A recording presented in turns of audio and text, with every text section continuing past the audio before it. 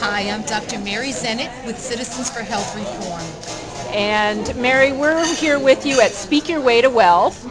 And I'd like to ask you, we're on the last day, and of course there's a full day of content ahead of us, but up until now, what would you say is your biggest aha? What's been the most profound thing that you've come away with so far from this event? The aha for me when the light bulb went on is when I realized how valuable a blog will be to my website and promoting my book, and more importantly, towards this transformation of U.S. healthcare.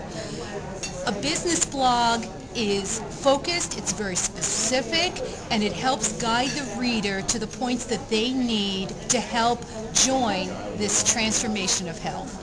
And what's your book, the name of your book? A Citizen's Guide to Health Reform. And is it published now? Is it available now? Or is It will be available shortly after the new year by Atlas Books, and that's 1-800-BOOK-LOG. And it's in the final stages of editing and publication right now. So soon we'll be able to find information about your book online on a blog. Yes. Thank you. Okay, thank you, Mary.